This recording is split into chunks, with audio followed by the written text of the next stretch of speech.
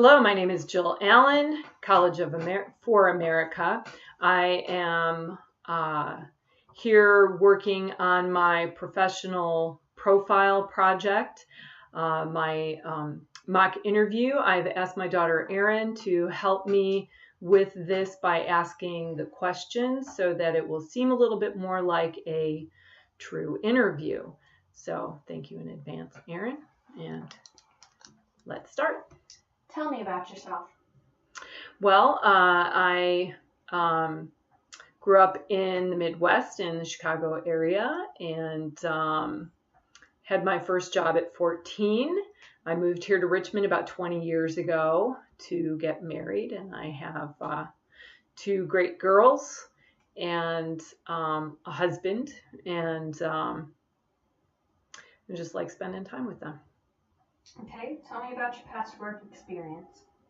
So my work experience goes back to too many years, to 14 when I had my first job as a candy girl at a movie theater, which I'm sure is not as relevant to this position as my previous companies, which were a software company where I ran a call center and a client support team at Intuit Services Corporation. And then I moved to Richmond to get married. And I was with a financial company there, held a wide variety of positions, including help desk manager, project manager, and then I was an application development owner and managed a group of project managers and application developers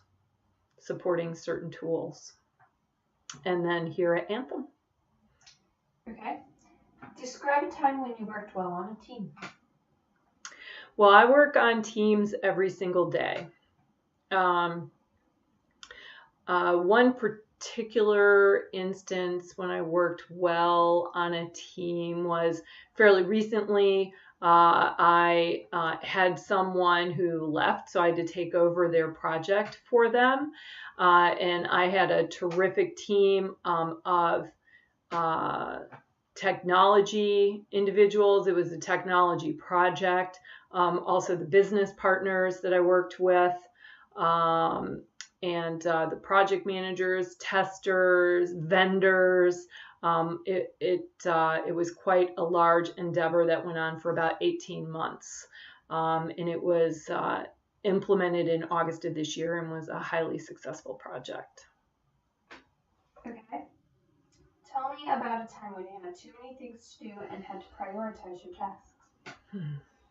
Well, I prioritize my tasks every day, just as you are. Sometimes my calendar is filled up with 3 meetings at 11 o'clock and trying to figure out which one I need to go to, in which case I will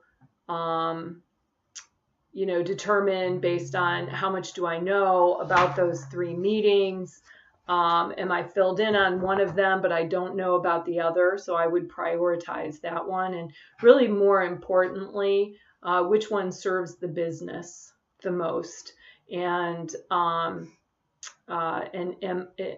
I or my team most aligned with would be that, which would be my priority. Okay, tell me about a time when you had to go above and beyond Call of Duty, and how did you handle the situation? So this is an older example. However, I think it's a good example. When I was still in Chicago working for Intuit Services, I had a team of about 100 people. We ran a call center as well as a training team. But really this is around the call center, and that is that Chicago had a flood, and we got about 17 inches of rain in a short period of time. The city flooded, and our business actually started taking on water from the rear of the building overnight. So myself and another manager went in about 2 o'clock in the morning. We moved all the equipment up off the floor. That was when computer hardware was big and bulky and often sat on the floor. And then we had to start using our phone trees and calling people and telling them which site to go to. We implemented our disaster recovery site. We directed people to that site. We had to actually have people park remotely and bring them in on 4-wheel drives to our site. We had to manage food for all of the people who showed up because they couldn't get out to get food for lunch or dinner. And really the end result was a 14-second average speed of answer that day. So we did not skip a beat that day. And it was exhilarating and exhausting all at the same time. Tell me about a time when you worked effectively under pressure.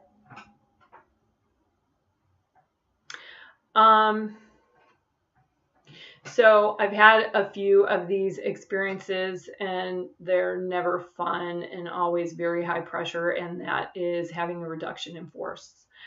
So I would say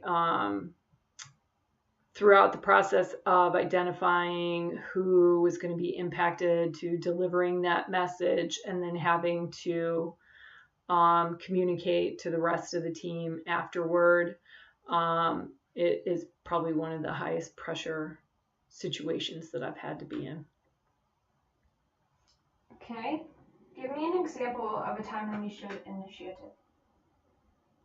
So I mentioned a project earlier with a large, 18-month effort.